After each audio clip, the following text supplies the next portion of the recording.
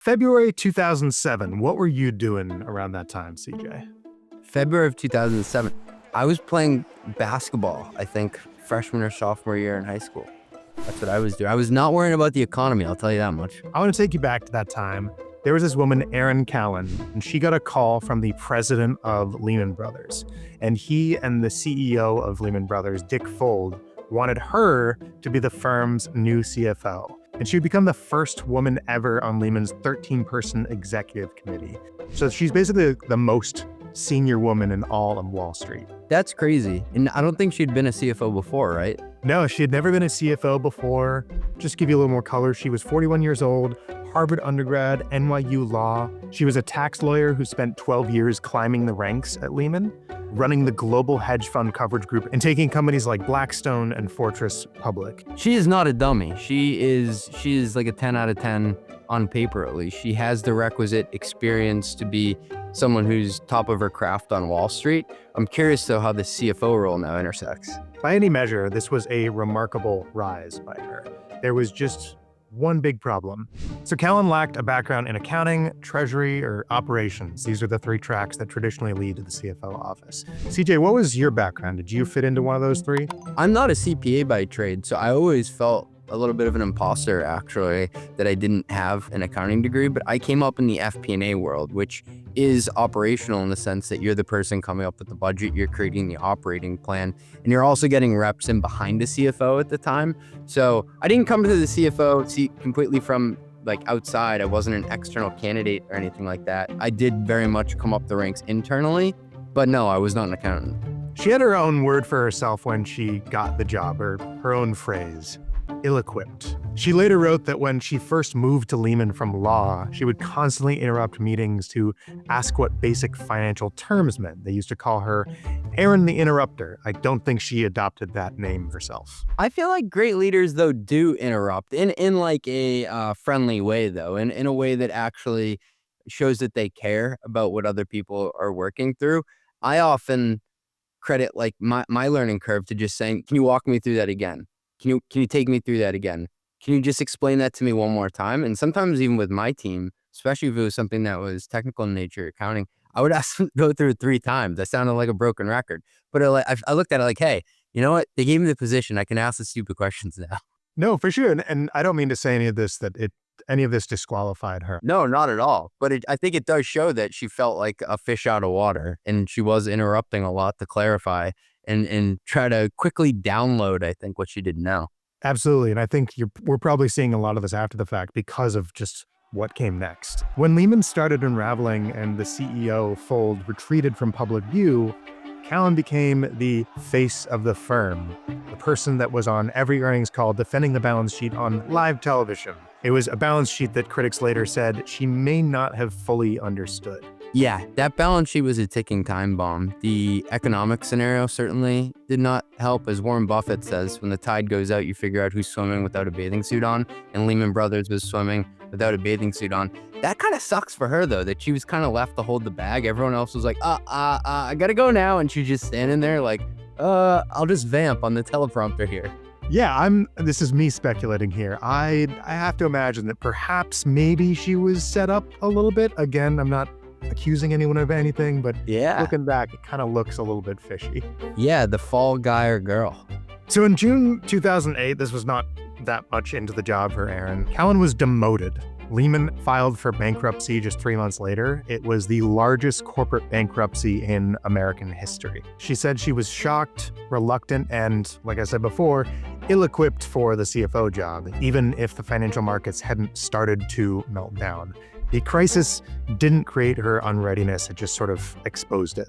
Yeah, I think she had some misgivings about stepping into the role to begin with. And what's interesting about it is her intelligence is off the charts, and her experience in other areas is clearly amazing. But it shows that if you don't have the reps at something, even if it's reps at something that's probably simpler than what you've done before, like just how money enters and leaves the building, especially if it's like a levered company, then it's going to be hard for you. 100%. Like she was by no means incompetent, as I mentioned before. Harvard, NYU law, these are no slouches of institutions to come from. And it was a decade of outperforming at one of the most demanding firms in the world. Technically, she was excellent in everything she'd been asked to do. But as I'm sure you know, and as I'm sure you'll illuminate for us, the CFO job is not primarily a technical job. And nobody told her that in time. She later wrote, "I confuse success with passion." That's a bar right there. Today, we're going to hear from some CFOs who figure that out, some of them the hard way. CJ, you spent years drawing these moments out of people, and I know you have your own experience as well. These are some surprising omissions, some humbling experiences, and these are the things that are buried in the middle of interviews that maybe never got their due. Let's dig. Is this thing on? Yesterday's price is not today's price.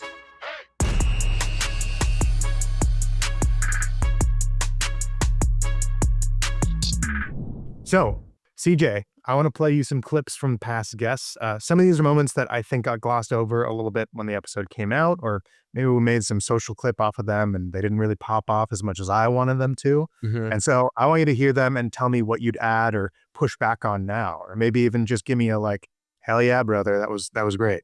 Okay. So our first clip is from Steve Isom. He is the CFO and COO of Bloomerang. Sort of the theme here is he's talking about the broadcaster versus the team captain. I learned a long time ago, like I don't compare myself to the people that I work with.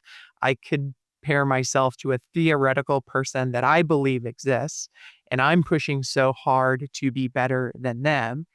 And a lot of times, getting words like positive affirmation, you're like, yeah, whatever. Unless it comes from my CEO, then I'm like, oh my gosh, thank you so much. Like, I can't wait for this time next year. I do think that. And I think that one area where finance leaders really struggle with this point specifically is I'm telling the news, right? Or the analogy that I've started to use is the football game's going on and I am the broadcaster. I'm telling you what the team is doing. The team struggled in the first half. Two things where you fall down doing that. One is you're just commentating on the business. In an investor-backed business, especially, the expectation is you're playing the game. You're in the field. So if anything, it's not the commentator, right? It's the team captain that in halftime in the locker room, you're the one saying, we missed the plan in the first half. I talked to multiple finance leaders who are like, I don't really get into the weeds. I kind of just talk about what happens at a high level. And, sales missed the number. That's on them. And it's like, well, what did you do to help that? How are you leaning in? It's like, well, that's not my job. So Steve brings up an excellent point around participating in the business rather than watching it and observing it. And that goes back to the operational experience that we hit on at the top of the podcast. So I think what he's saying, Ben, is that you need to be in rhythm with the business and not just reporting the numbers that come out of it, but helping to shape them ahead of time. And you're also going to understand the numbers that come out of it. Like think about an earnings call. You just don't want to show up at the end of the quarter and be like, all right, give me the numbers to read off here. And I'll try to come up with some trends. You want to be helping to create those numbers all along so you understand the drivers behind each of them. And that operational experience, it's funny. It's like, I think about sales in many ways as an apprenticeship. You learn how to sell by being in a bullpen close to people who are also selling and picking up on like when they shut up and let the client talk, when they push for something, how they phrase stuff.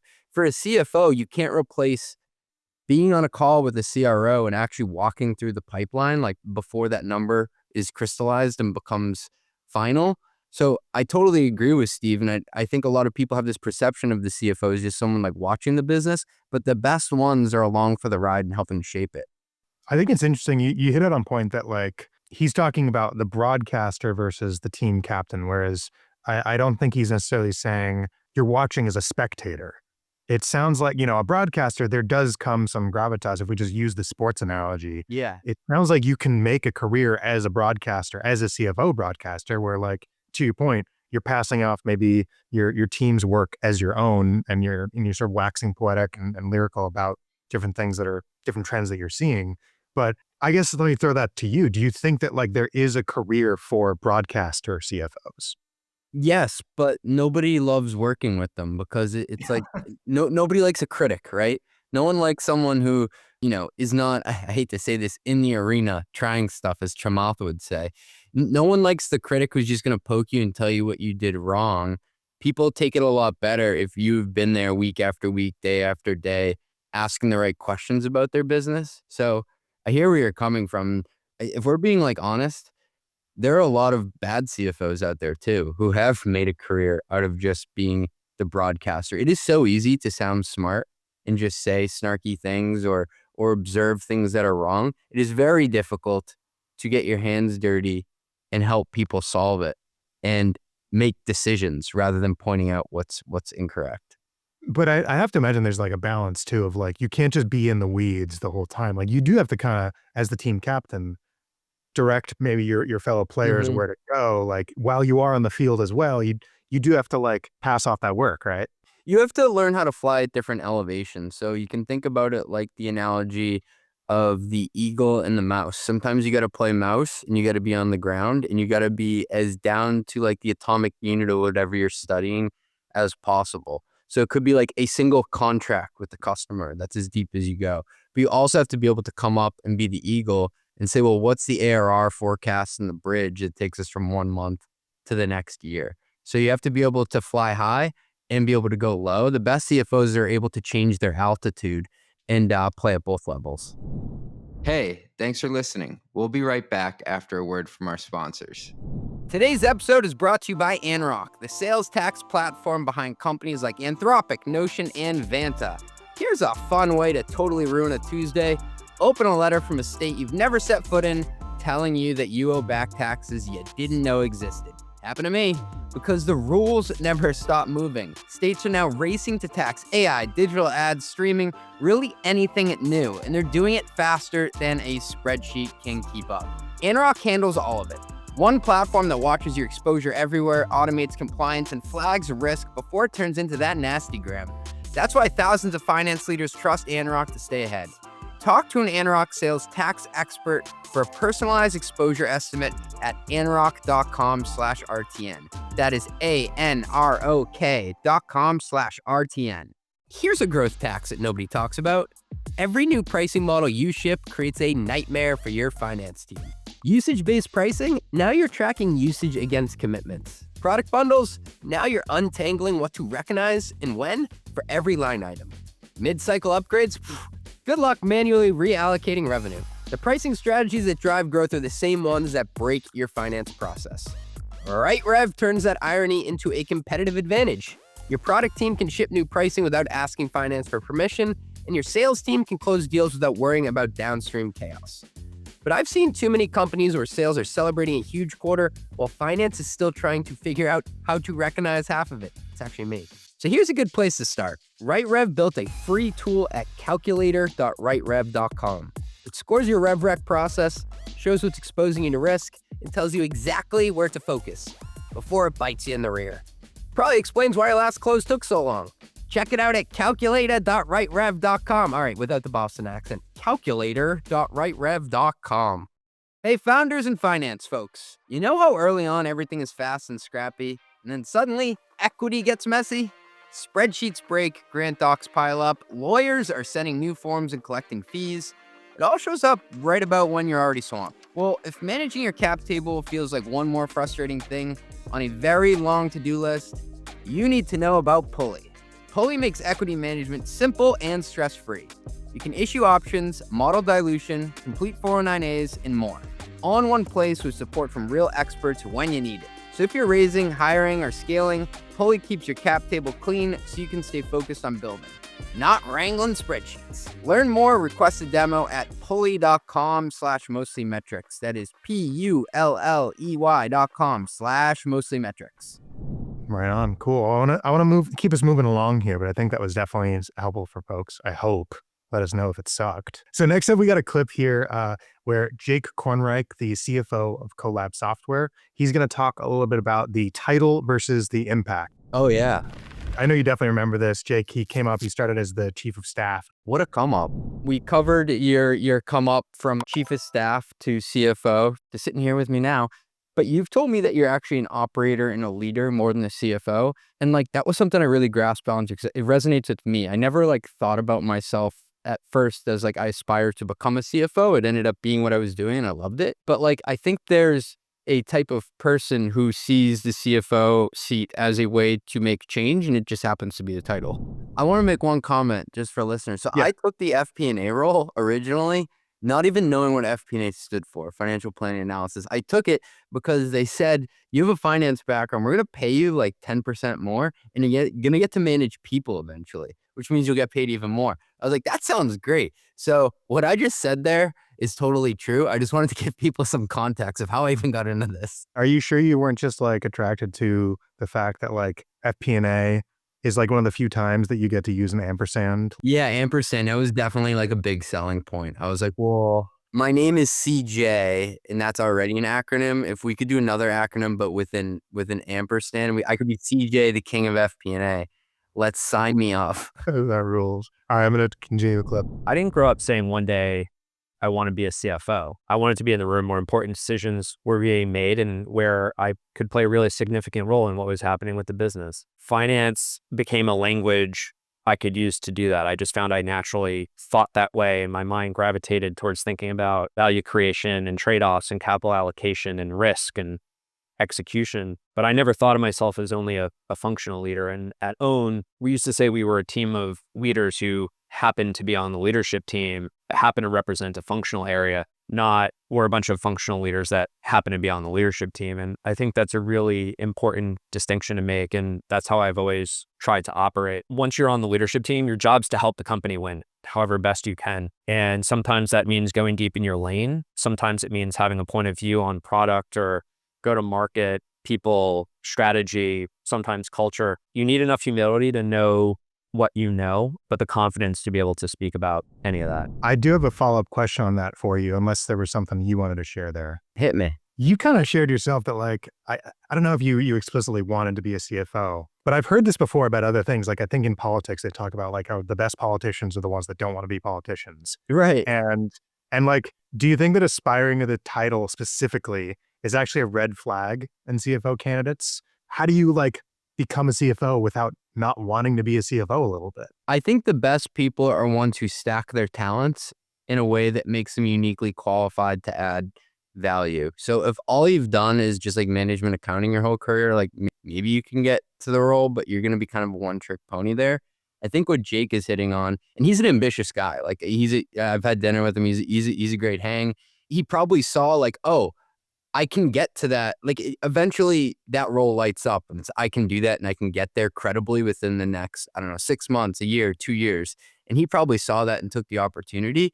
And that was similar to me. It wasn't like it's CFO or bust since I was 12 years old. That was definitely not the case. It was, these are the things I'm good at. And I think I can use these things to get into a room where decisions are made, to his point. I love how he said that, because I've always thought about it as how do I get into a room where people are deciding the big stuff, right? Whatever that big stuff is. And my skills were not in coding. I didn't know how to code, so I couldn't be the CTO. My skills were not in design, so I couldn't be the CPO. And so it's like, okay, well, the path there, unless I invent the company as a CEO, is going to be through the CFO seat. And so once I figured that out, I was like, okay, how do I credibly get into that role? I want to shift over and talk about Manu Diwakar, the CFO of Virta Health. He had an interesting thing to say, but let me play this clip where he talks about high growth covering up a lot of sin. Growth and high margin business covers up a lot of sin. And that is, I think, in many ways why it's easier to be an early stage CFO. What bad habits do you think get baked in during high growth that will come back to bite later? Because even if it is software, I do think you hit this point eventually where you're like, oh, wow, we can't do that anymore.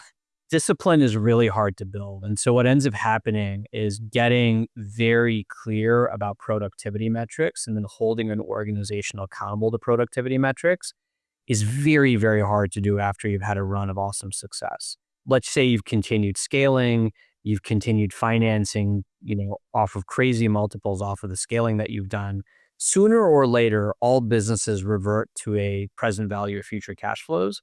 And when you hit that point, if you're not clear about how you're going to generate that cash flow and you can't get confidence behind it, it's a big change for the company, because all of a sudden you've gone from people running around with crazy ideas who just want to make stuff work at any cost to all of a sudden being thoughtful about it and saying like, okay, I can't unconstrain my budget. Like, how do I get the most out of it? CJ, when you give stuff away below cost, it's always easy to make a business work. Like, that's not hard. And I think when you can't and you have to turn a profit, I think that's when things get real. A lot of this reminds me of the interview I did with Claire McDonough, the CFO of Rivian, and she was saying whenever we go through planning, two things to point out. One, we don't use like the human, similar to like a sales rep, as the atomic unit to plan around. We plan around the product roadmap. But second, we have to start with what can we afford here? What can we actually allocate resources to? What Manu is hitting on here is it's actually pretty easy. If I said, hey, do you want to use DoorDash and I'll deliver you a burrito and it's only gonna be $5, you're like, oh, that's actually cheaper than if I went in. Yes, that's great, but that's not a sustainable business. What he's hitting on is it's a lot harder to have product market fit at something that's novel and new, that has execution risk and is priced to actually be gross margin accretive.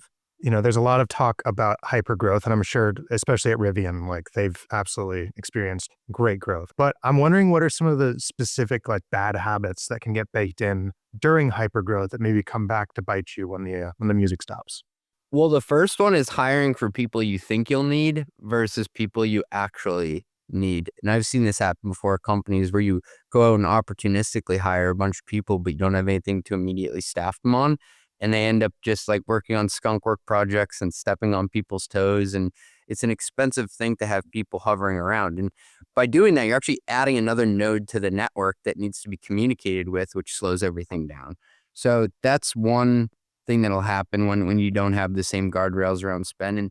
And the other is just shitty projects get greenlit for the sake of like, let's try it. And it's just looked at as another shot on goal, which it probably never should have been a resource bet. We were talking to the CFO of Navan, Aurelian Nolf, and he was saying that you should take this capital allocation framework that is 70% on existing stuff, your core stuff that you know works and makes money today, 20% on the stuff you're incubating and you think is an adjacency that has a great chance of working, and 10% on moonshots. What a lot of companies do is they do 100, 100, 100. And what Manu was saying there is it's a lot harder when you can't do that, when you have to say no, when you have to prioritize what you're going to invest in.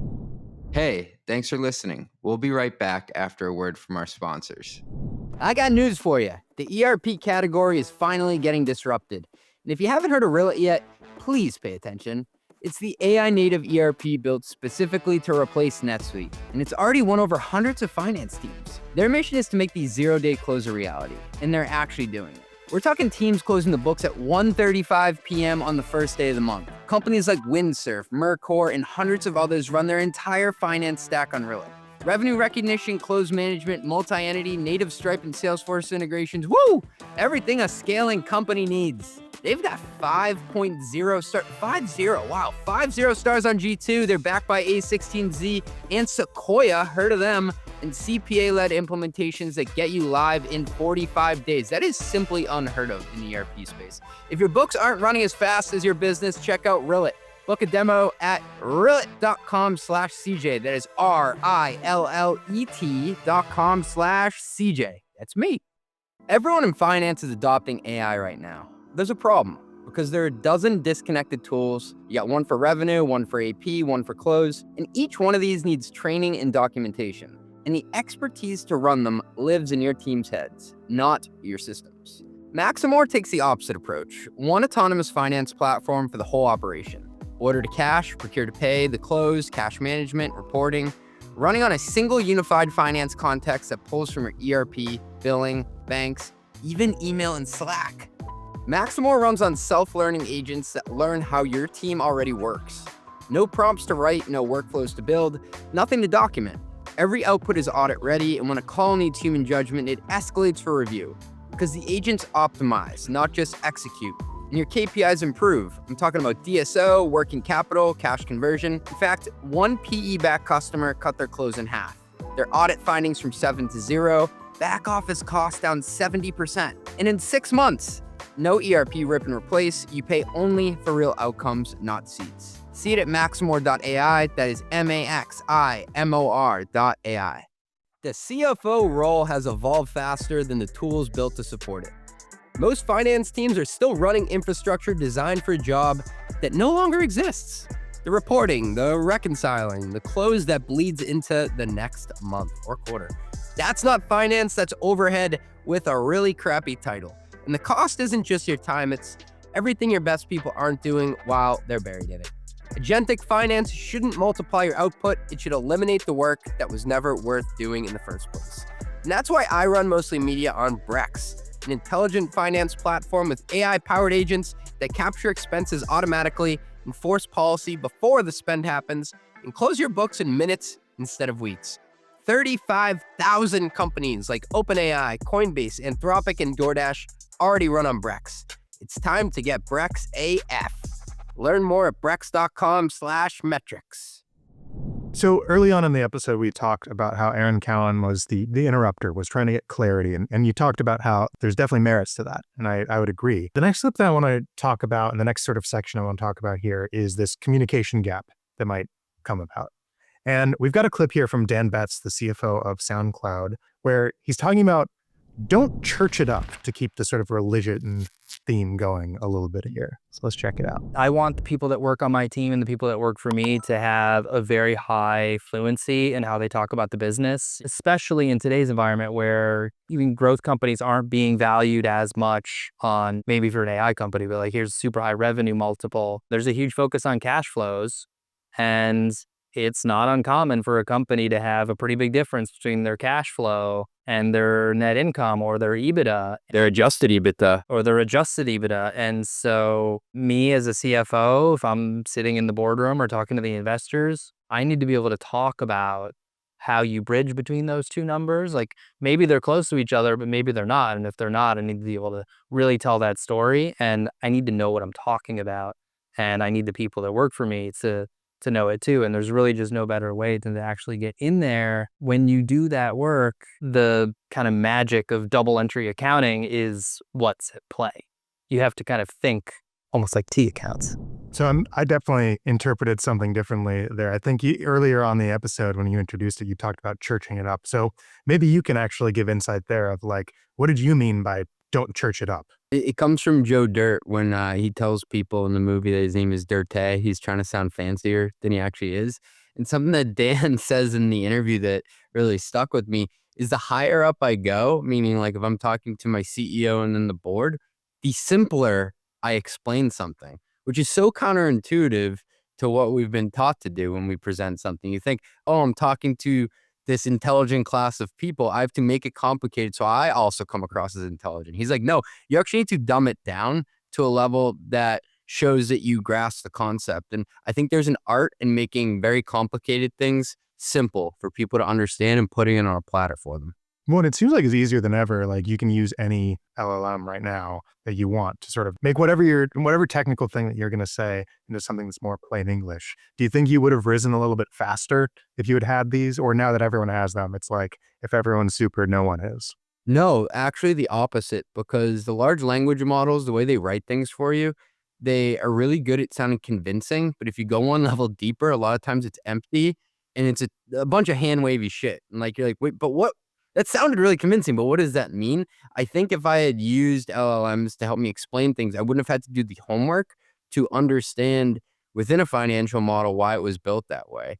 And that's actually what I think is going to be lost on this next generation. And if you never have to, go down into the mud and rebuild something for something that ends up just being like a phrase within a presentation, but it took you an hour to find, do you truly know it? It reminds me of like Matthew McConaughey describing this scene that he was in where he thought that, I can just make up my lines on the fly. But then he came in the next day and he found out that his character is actually speaking Spanish. And he's like, you got to know your man. And my man that day knew Spanish. And so like you could have a large language model translate something for you. You could have it summarize something for you. But if you don't know Spanish, if you don't know the accounting, if you don't know the operating model of it all, kind of screwed.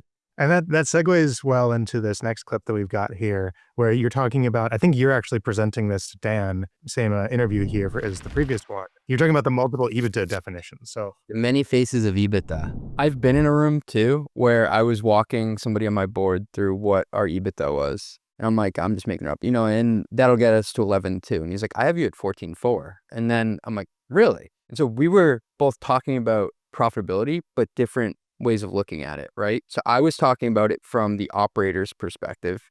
He was talking about it from the management perspective of what they were going to be able to pay dividends on. And then there could have been this third voice in the room, which would have been what the credit agreement would have said it is. So all three can be true, but if you can't bridge between them, you may as well just stop talking at that point because nobody's going to agree, and you can be right, but actually wrong. I've been in so many conversations where we're both talking around something without actually understanding where the other person is coming from. And many times I think the CFO's role is less getting the math right. Like, I think that's table stakes, but it's just, who is this person? What are their incentives? And how are they measuring success? And I think something that got me ahead as a younger CFO is really studying what helped my investor get ahead. I've worked with some young investors. I've worked with some more tenured investors. And it's like, well, what gets them to the next level and what are they measured on within their fund? And then how are they tracing that back to the performance of my company? So a lot of the CFO's job is whoever you're across the table from, understanding what success means to them.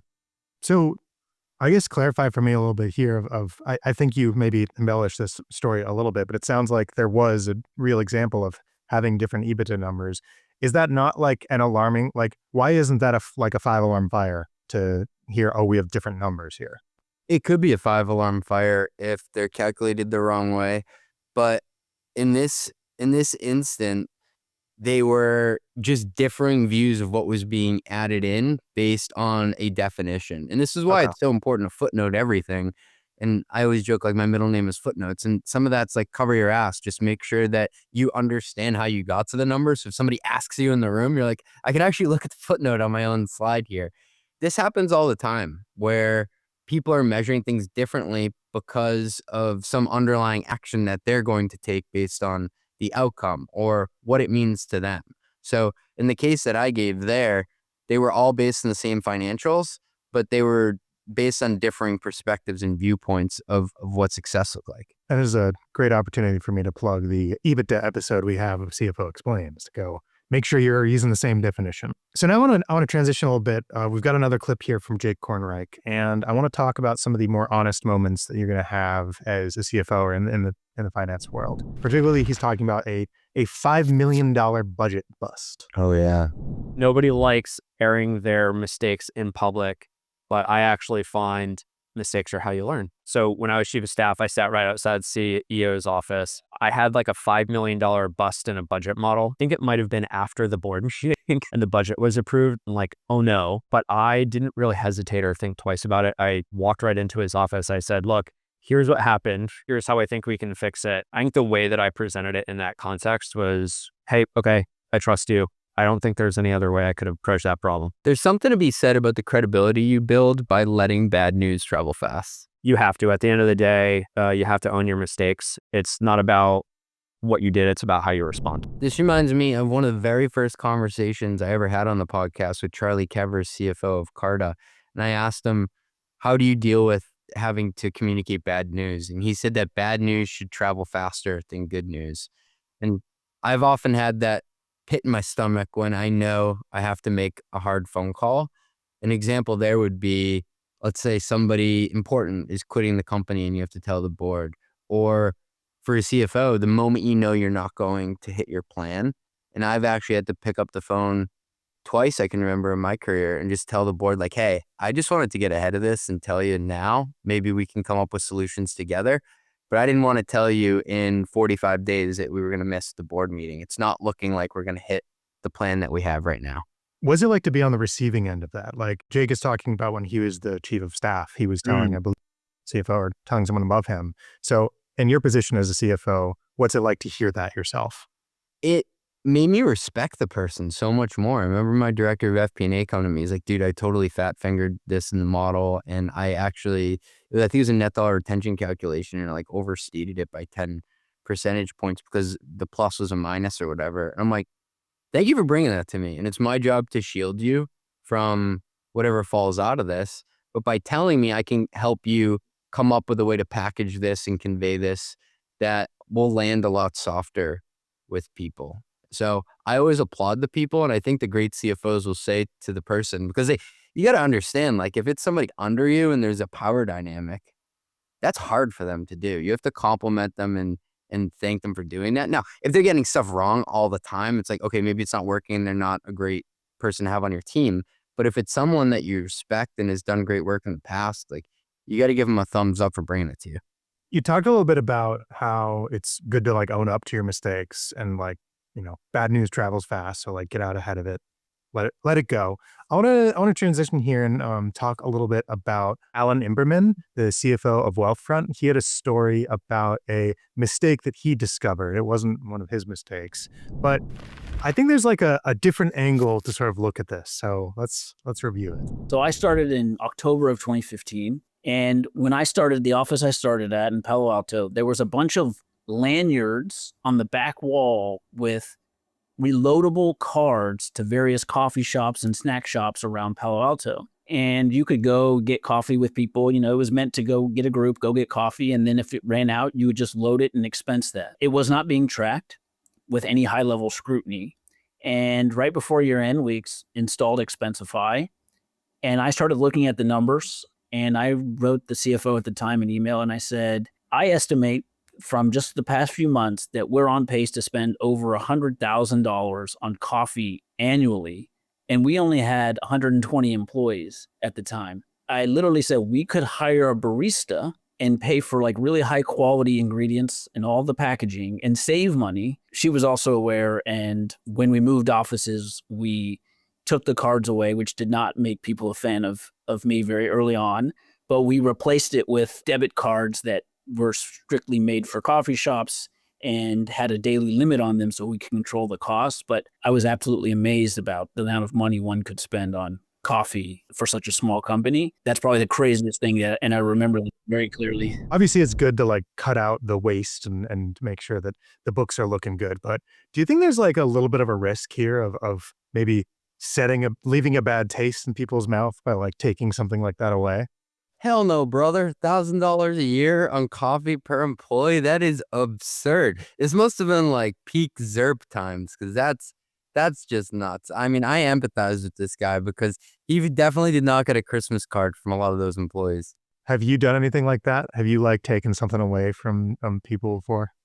Ooh, let me think about that. Yeah, I put you on the spot. Oh, yeah. There was a new hire start pack where people could expense stuff because we were remote at Parts Tech, I remember. But there was no limit around it. So some people were building out like the equivalent of like a recording studio and other people were building out like they wouldn't even get a chair, right? They're just like sitting on the ground.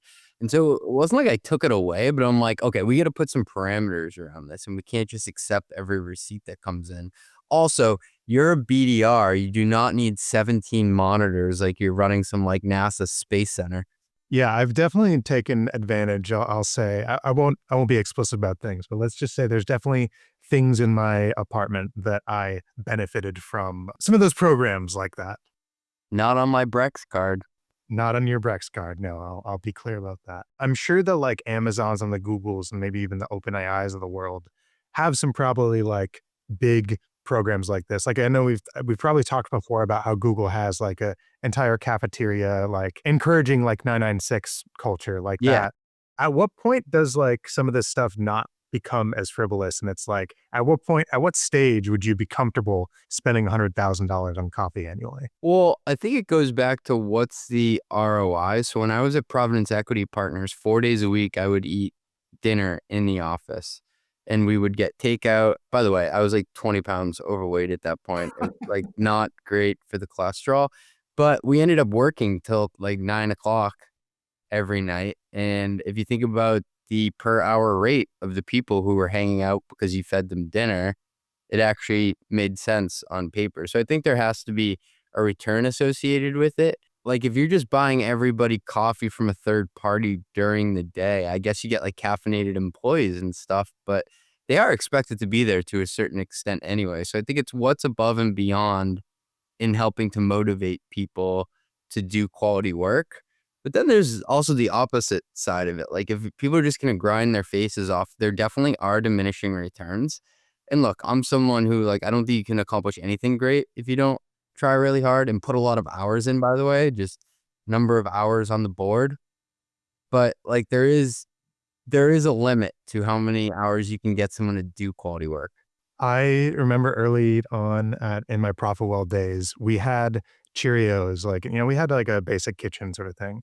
And we had Cheerios, but we didn't have like, the only milk that we had was almond milk vanilla flavored for For coffee. the coffees? Yeah. And so I remember I would have like lunches sometime and be like, oh, they're not Honey Nut Cheerios, they're regular Cheerios. So it's just a fun little thing. Yeah. That's motivated, man. That and the cold brew, I was dialed.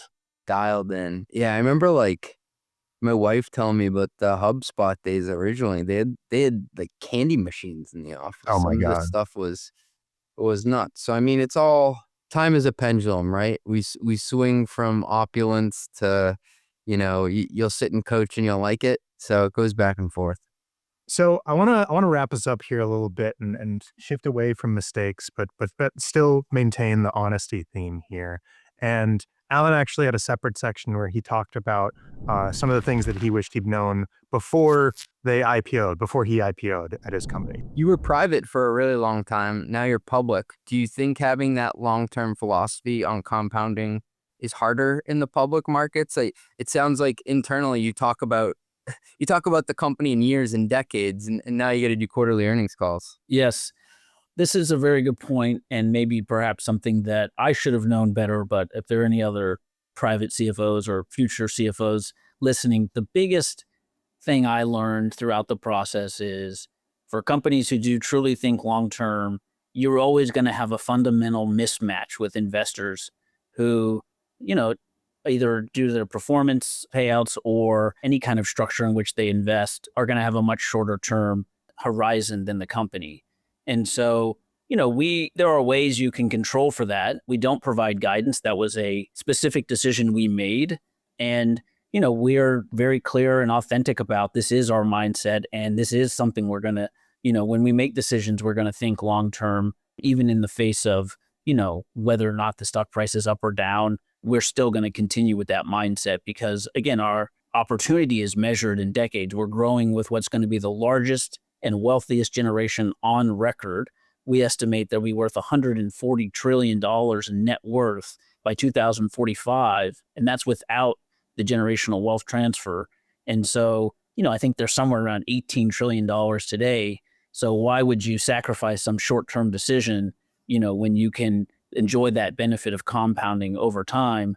But it is a difficult conversation and a difficult way to run the business when you're working with public-minded investors who do think in quarters and, a year is a long time in some cases. I feel like maybe you zeroed in on maybe something similar to me. I think it goes back to how you define what a durable company is. That's what's at the core here, because it's easy to create an illusion of success in the short term, but it's much harder to have a story that compounds, like he's saying, over decades, right? And what's nice about that is it's so honest, right? You are what the numbers say you are in the long term. It's kind of like that Bill Parcells quote that you are what your record says you are. And I think it's also a lot easier to rally a group of smart people around a vision that's long term too, because you can keep revisiting that. That becomes a scaffolding around how you prioritize everything else in business. I want to bring it back to the beginning here because I know a lot of the time you're asking in these interviews a very specific question, and I want to pose that question to you. You have an opportunity to talk to Erin Callan before she takes this role with Lehman Brothers. You've been a CFO yourself, CJ. What is something that you wish you could tell your younger self? I would say there's no substitute for helping to run a company. In many positions I was in prior to becoming an operator, I was essentially like a financial tourist. I did it in M&A consulting. I did it in private equity where I would pop in and pop out. But you have to be one with like the rhythm of the business, not to get too woo-woo on you, but it's kind of like you have to be along for the ride and live through the quarters in order to understand like what ties a business together, what durable revenue looks like. You can come in and you can try to put it in a box that an investment banker would understand. And I think that's a point in time solution, but you have to live quarter to quarter in order to fully understand what the size of the engine is and how fast it can go and when it'll redline. If you're not in the seat to do that, it's hard to replicate it anywhere else. Lehman calls you back then when Erin gets the job. I don't think their phones are working anymore. No, I'm saying we're back. It's February 2007 again. Lehman is so back. Yeah. Lehman's back. Erin passes on the job. Are you taking the job? I'd take that job. Hell yeah. I mean, I might go out in a blaze of fury, but I'd at least get some good stories. And look, she has a much more impressive resume than I did. So first of all, I don't think Lehman would be calling me. That's very kind of you. I think getting reps at companies, not only that are great at what they do, so you know what good looks like, but companies that like haven't done stuff right and been in the operator seat for that gives you a vantage point. So when it does occur, you understand like, oh, I see what's happening right now. And I think from the outside, you only get the bullet points or the cliff notes of it, but living quarter to quarter, like as Vin Diesel says in Fast and Furious, I live life a quarter mile at a time. I think a lot of finance people, you live life a financial quarter at a time. And each of those quarters, it kind of wears on you like dog years, but it allows you to spot problems before they come up and not be so reactive to them. Run the Numbers is a mostly media production. Yelling and intro by Fat Joe. Artwork by Meg D'Alessandro. Show is executive produced by Ben Hillman. Nothing said on this podcast is intended to be business or investment advice. It's the sole opinion of me, a guy who feeds his dog way too much ice cream and has a history of net operating losses. LOL. If you like this podcast, hit subscribe and give us 5 stars. It will take like 2 seconds and our algorithm overlords love it. Drink water, call your mom, and have a great day. Peace.